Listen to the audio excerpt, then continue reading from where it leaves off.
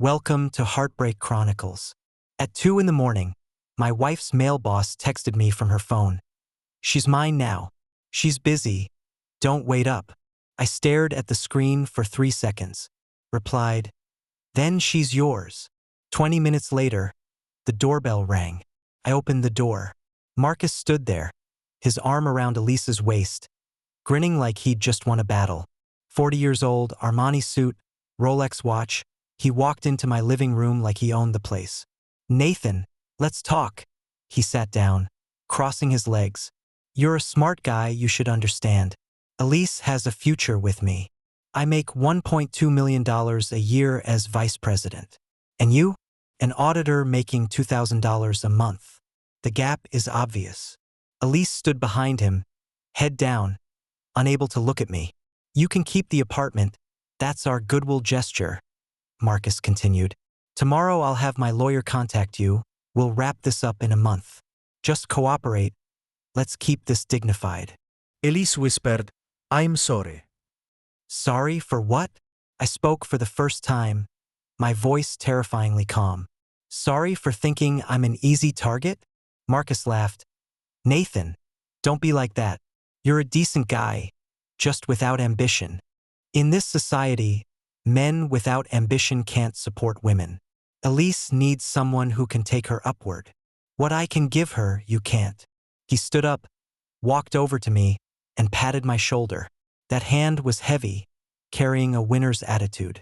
Let's part on good terms. Don't make this ugly. I looked at his hand, then raised my head, meeting his eyes.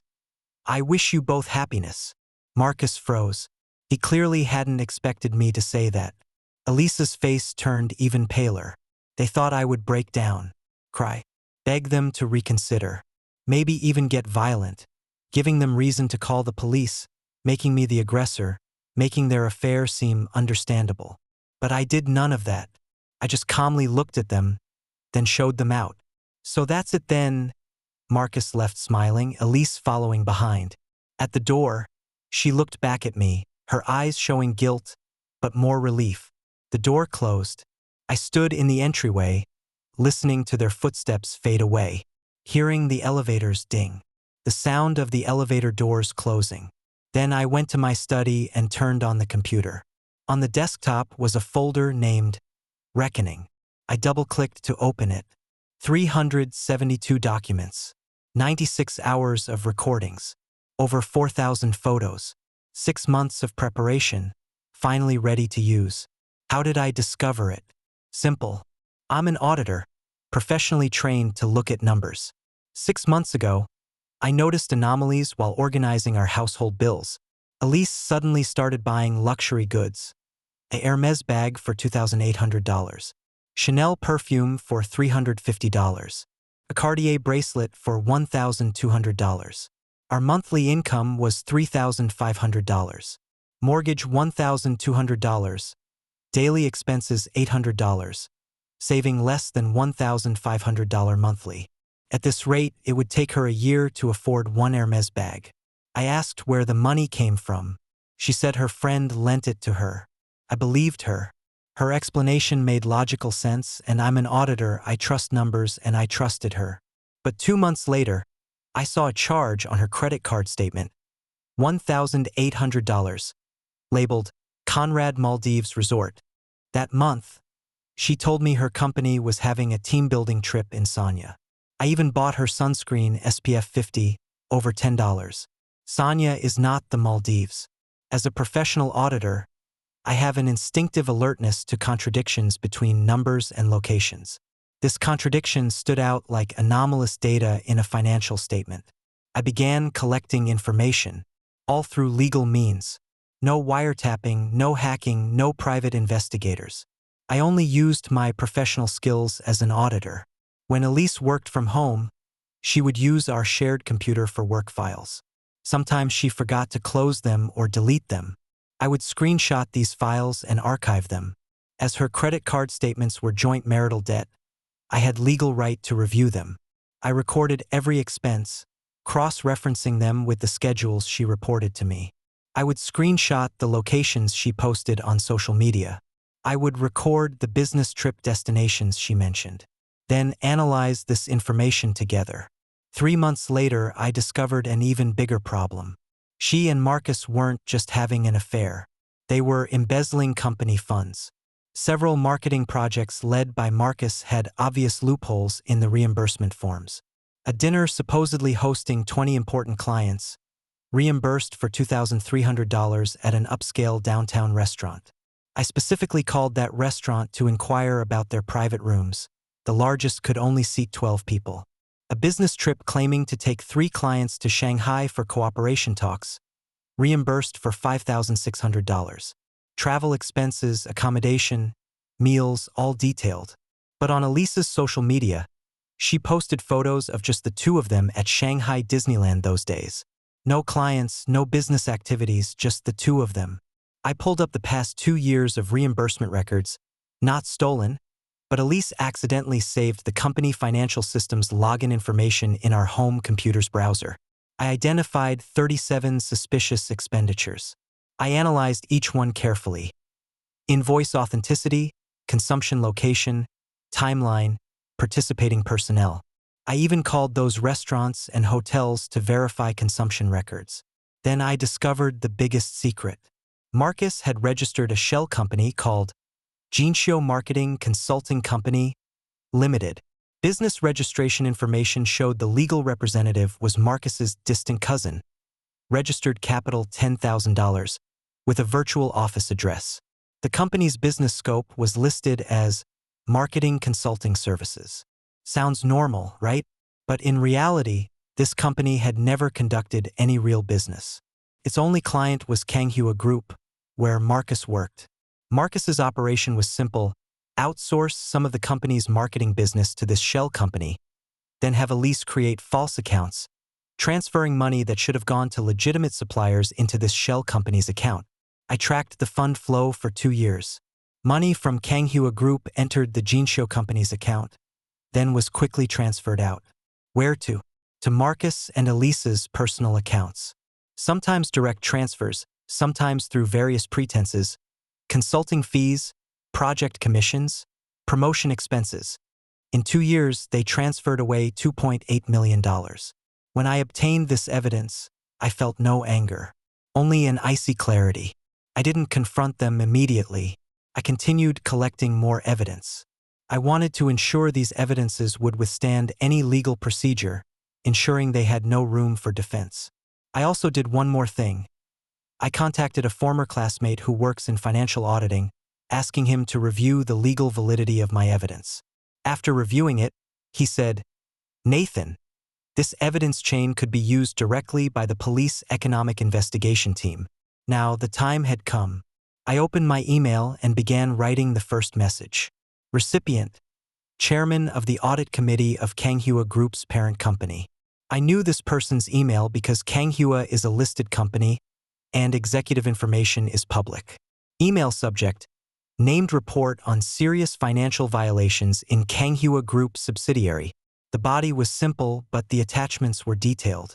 A 50-page PDF report, including details of 37 suspicious expenditures, each with time, place, amount, and personnel involved. Scanned copies of fake invoices compared with genuine invoices. Contradictory itinerary records. Screenshots of Elisa's social media locations versus business trip locations on reimbursement forms. A business registration information of the shell company Jinxiu Marketing Consulting. A fund flow tracking. The complete path from Kanghua accounts to the shell company, then to Marcus and Elisa's personal accounts. Screenshots of bank transfers. These were from Elisa's checks on our home computer. Each piece of evidence was annotated with its source and explanation of the legality of its acquisition method. Send. 2:23 a.m. I continued writing the second email. Recipient: CEO of Kanghua Group's biggest competitor, Taiyang Xingjian Marketing Group. Content was simple. Hello, I am a family member of a Kanghua Group employee. I noticed that Kanghua Group is undergoing a large-scale internal audit investigation involving a vice president-level executive. If your company is interested, you might want to pay attention to Kanghua's recent internal dynamics. I've attached some evidence for reference. The attachments were screenshots of key evidence, enough to make them smell blood, enough to make them realize Kanghua had a major internal problem, enough for them to find an opportunity in business competition. Send. 2:25 a.m. The third email to divorce lawyer Jasmine Chun, whom I had contacted in advance. Content even simpler. Jasmine, meeting tomorrow at 9 a.m. Initiating divorce proceedings. I've prepared all marital property lists and evidence of spouse's infidelity. Attachments were screenshots of Elise and Marcus's chat records, obtained from the web version of WeChat she had logged into on our home computer, and our property list. Send. 2:27 a.m. After finishing these, I poured a glass of water and sat on the sofa. My phone sat on the coffee table on silent. Outside, Beijing hadn't awakened yet. Streetlights illuminated empty streets. Occasionally a taxi drove by. I knew what would happen next. I just needed to wait. At 6 in the morning, my phone started vibrating. 1, 2, 5, 10, 20 messages. I picked it up to look. All missed calls and unread messages. Marcus, 12 missed calls. Elise, 8 missed calls. And several unknown numbers, probably from the company. I didn't answer any of them. Instead, I got up, took a shower, shaved, and changed into my best navy blue suit. The suit I bought 5 years ago for our wedding, $300, which seemed expensive then, but now seems like one of the best investments I've made in recent years. Then I fried 2 eggs, toasted 2 pieces of bread, and made a cup of coffee. Sitting at the dining table, slowly finishing breakfast. My phone kept vibrating. I didn't even look. At 8:30, I drove to the law firm. Jasmine Chen's office was in the Central Business District, 15th floor. 45 years old, specialized in divorce cases, well known in the industry with a 92% win rate. Mr. Lee. Her handshake was firm, her gaze sharp. I've reviewed the materials you sent. Your evidence is very complete. Thank you. I sat down. I want to finish this as soon as possible. Understandable. Jasmine opened her laptop. But I must warn you, if this really goes to court, it could be a long battle. The other party might delay, find various excuses. It won't be long, I interrupted. 3 days at most. Jasmine frowned. Mr. Lee, I understand you want a quick resolution, but legal procedures. Jasmine, I handed her my phone. Please look at what happened this morning. She took the phone.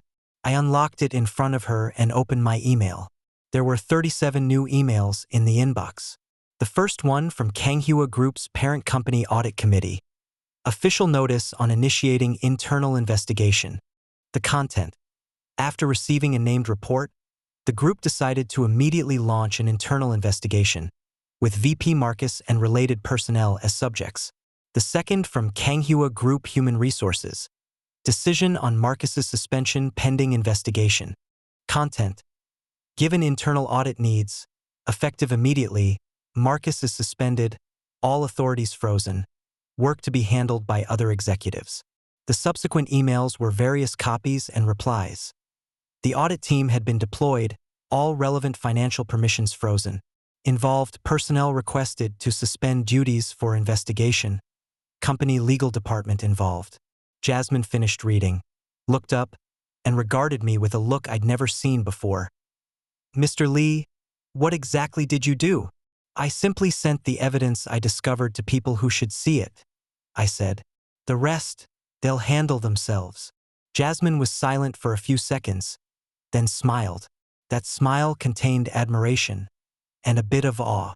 Mr. Lee, I've handled divorce cases for 20 years, seen all kinds of clients, but someone like you, this is a first. She closed her laptop. Rest assured, I'll help you complete all procedures as quickly as possible. Thank you. No need for thanks, Jasmine said. It's my honor to serve a client like you. We spent an hour discussing the details of the divorce agreement. Property division, responsibility determination, process arrangements. Jasmine was highly efficient, resolving all issues on the spot. At 10:30 a.m., I left the law firm. My phone showed 48 missed calls. I still didn't answer any of them. But this time I opened WeChat. Elise had sent me 23 messages. From 6 a.m. until now, one every 10 minutes or so. Nathan, what did you do to the company? Marcus has been suspended. The company told me to wait at home for notice. Nathan, I know I was wrong. Can we talk this through? Please, Nathan. I really know I was wrong. Nathan, will you pick up the phone? Let's meet and talk. Nathan. I didn't reply, just drove home. At noon, when I arrived at my apartment complex, I saw Elise sitting on a bench in the community garden. She looked haggard, eyes swollen, hair messy, still wearing last night's clothes. Seeing my car, she immediately stood up and ran over. Nathan, she knocked on my car window. You finally answered. Can we talk? I rolled down the window. What do you want to talk about? Nathan, I know I was wrong. Elise's tears fell. I really know I was wrong. Can you withdraw those reports? Please. Marcus says if the police file a case, he could go to jail. I would have joint liability too. Nathan, we've been together for 10 years. Please take pity on me. I looked at her. This woman I'd known for 10 years. Married for 5. We were college classmates, studied for graduate school together, came to Beijing to build our careers together. 5 years ago when we married, I thought we would walk together until old age. Elise, I said, do you remember what you said when we got married? She was stunned. You said, Nathan, I believe in you. I believe you will give me a stable life, will treat me well, will never change for a lifetime. My voice was very calm, without any fluctuation. I delivered. For 5 years, I paid the mortgage, covered household expenses, never stopped you from buying what you wanted. When you said you wanted to travel abroad, I saved money to take you. When you said you wanted to study for an MBA, I supported you. I thought we were struggling together, building our future. But you betrayed me. I cut her off. Not just sleeping with someone else, but helping him embezzle from the company. Do you know how stupid that is? Elise, you studied marketing, you should know the consequences of business fraud. How could you think this would go undetected? Marcus said he had ways. Marcus can't even save himself now, I said. The company has frozen all his authorities. The police will file a case soon. That shell company's account will also be sealed. The $2.8 million you transferred won't escape. Elisa's face turned as white as paper. Nathan, can you help me? If not for us, then just for my mother's sake. Her health is poor. If something happens to me, she won't be able to bear it. You should have thought about your mother before doing these things, I said. It's too late to say this now. I rolled up the window and drove into the underground garage. Elise chased after the car calling my name, but I didn't stop. At 1 p.m., I received a call from Kanghua Group's internal investigation team. Mr. Lee, I'm Zhang Jianguo from Kanghua Group's audit department. We received your report this morning. Could you come to the company this afternoon? We need to understand more details. Sure. I'll be there at 3 p.m. Thank you for your cooperation. At 3 p.m., I arrived punctually at Kanghua Group headquarters. This was my first visit Elisa's workplace, Marcus's territory.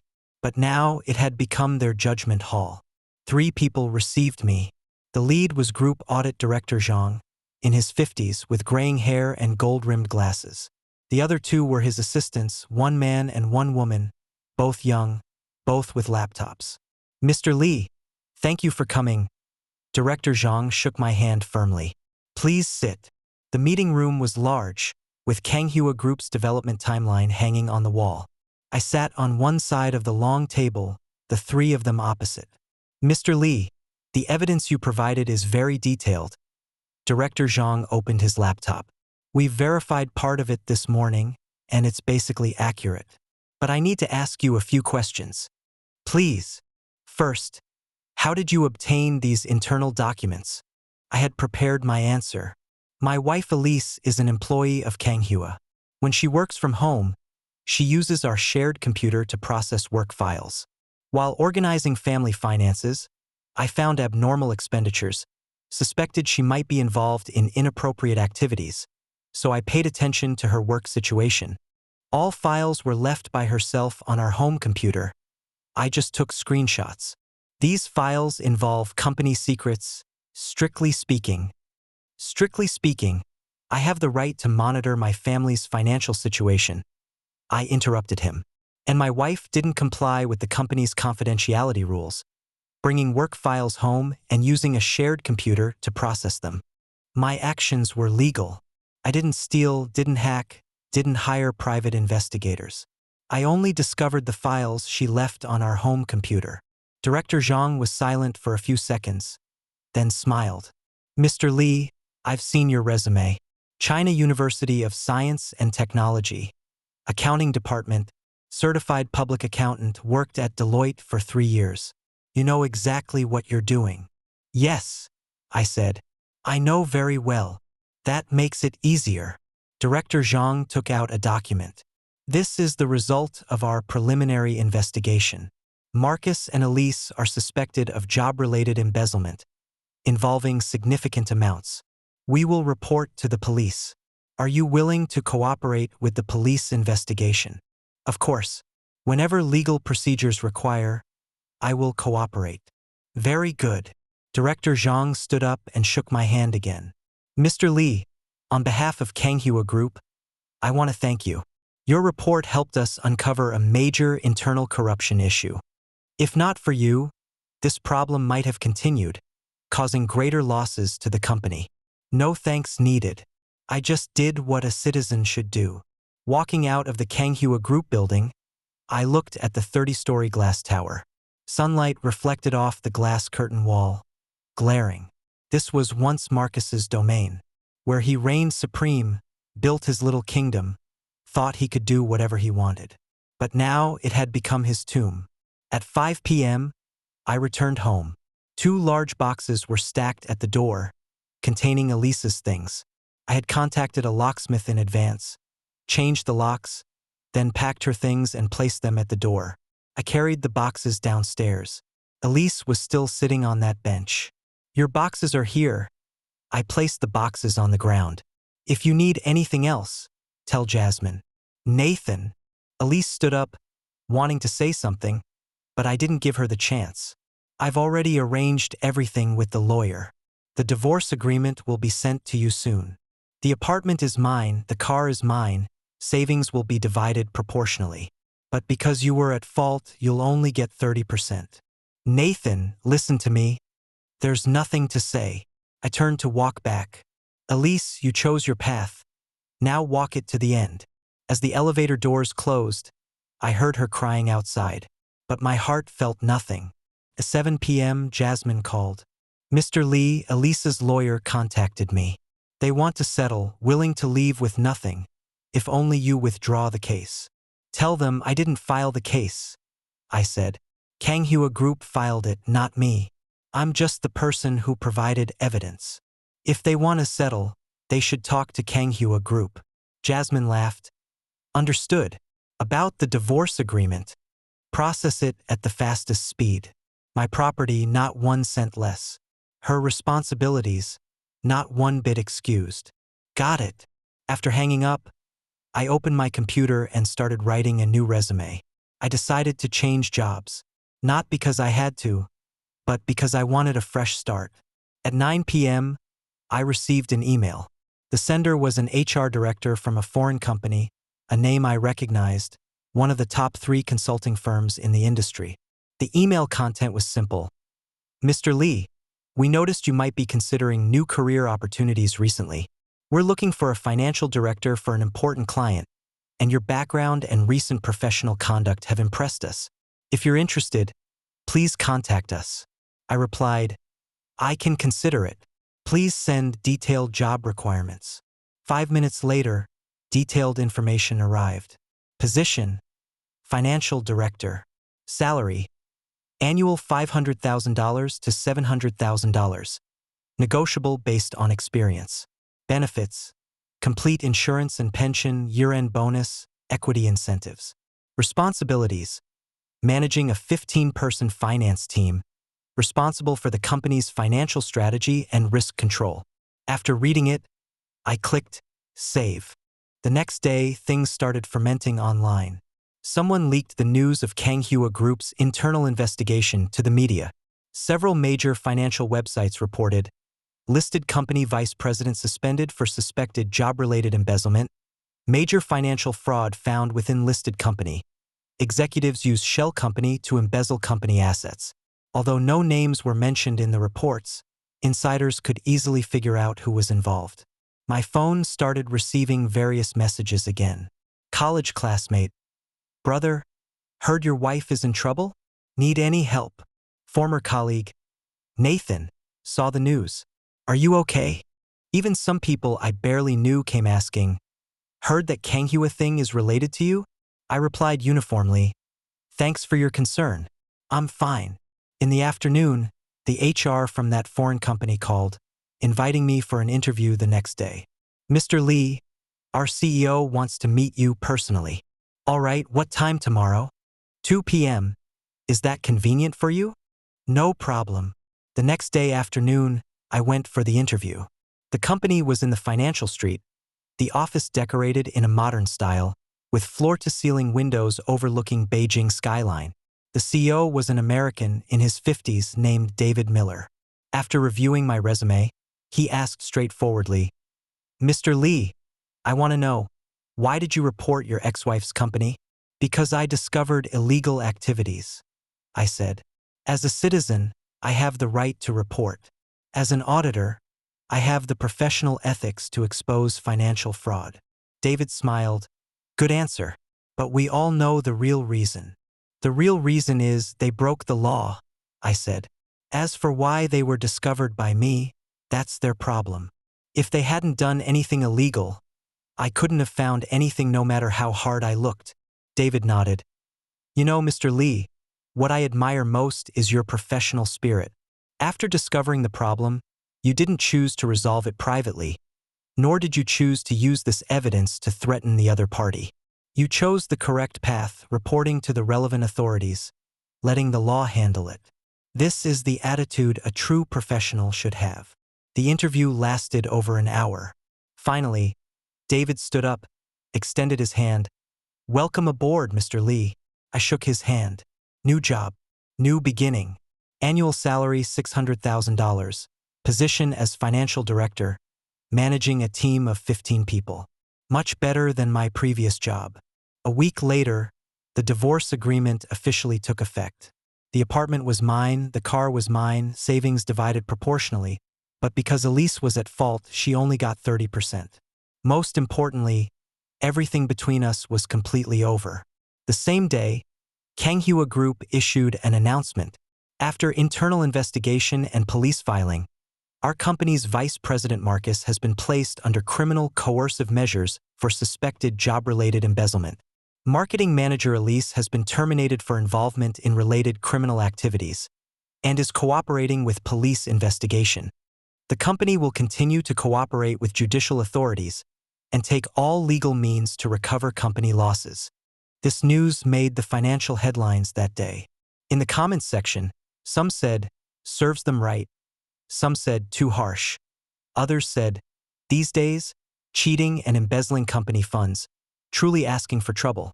I glanced at it, then closed the webpage. A month later, I received a court summons. Marcus's case was going to trial. The prosecution required me to testify in court. On the trial day, wearing a suit, I arrived at court half an hour early. In the courtroom, Marcus sat in the defendant's seat. He had lost a lot of weight. Hair messy, unshaven, suit wrinkled, completely lacking the arrogant, domineering look he once had. When he saw me, his eyes were filled with hatred. That hatred almost materialized like a knife stabbing across. I looked at him expressionlessly, then stepped onto the witness stand. The presiding judge asked, "Witness, please state your relationship with the defendant." "I am the husband of the defendant's subordinate Elise." "Ex-husband. Please describe how you discovered the defendant's suspected job-related embezzlement."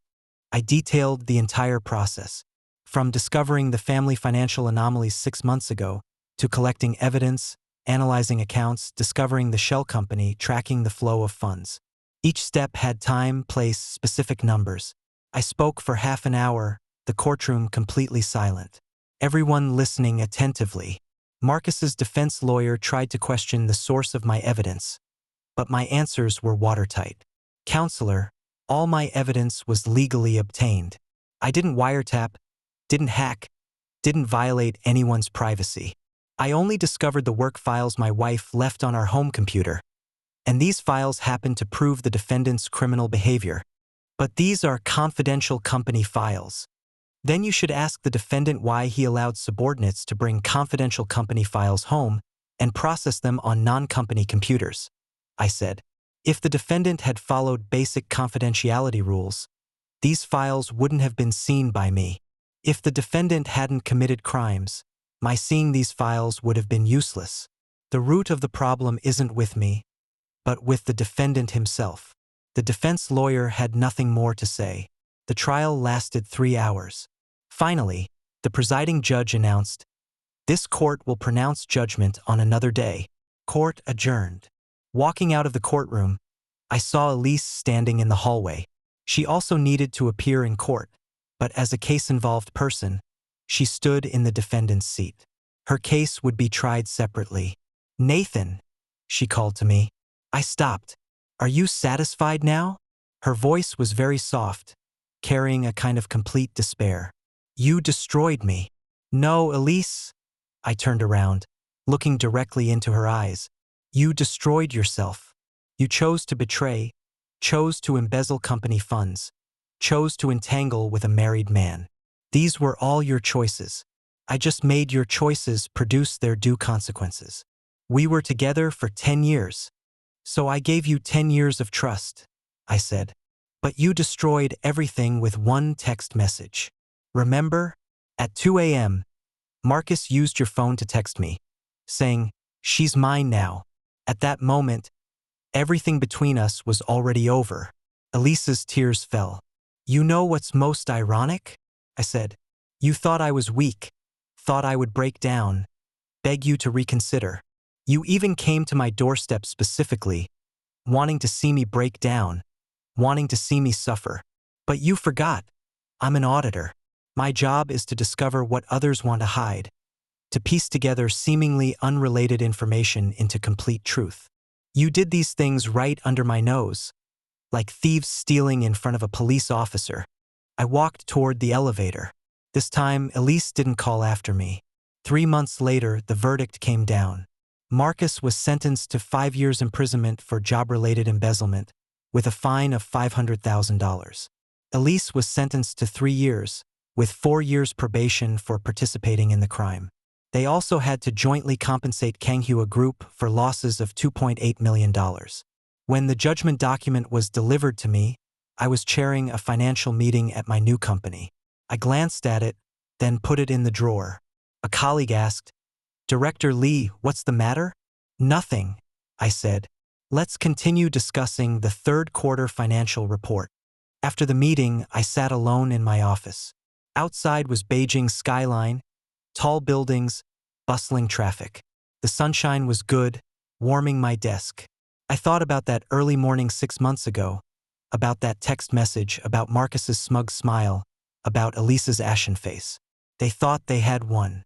They thought they could insult me with impunity, trample on my dignity, then leave triumphantly to start their new life.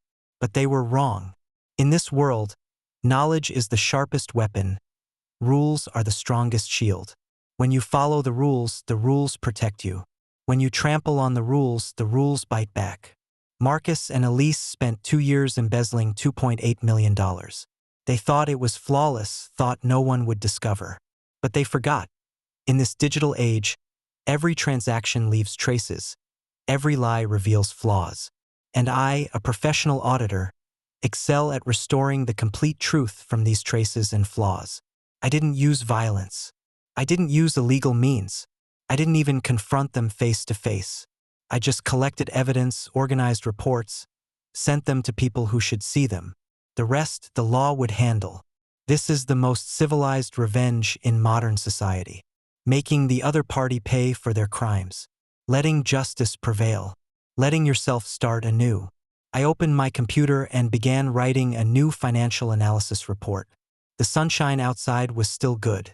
6 months ago, I thought my life was over. Wife cheating, publicly humiliated, everything seemed to be collapsing. But now I had a new job, higher salary, bigger platform.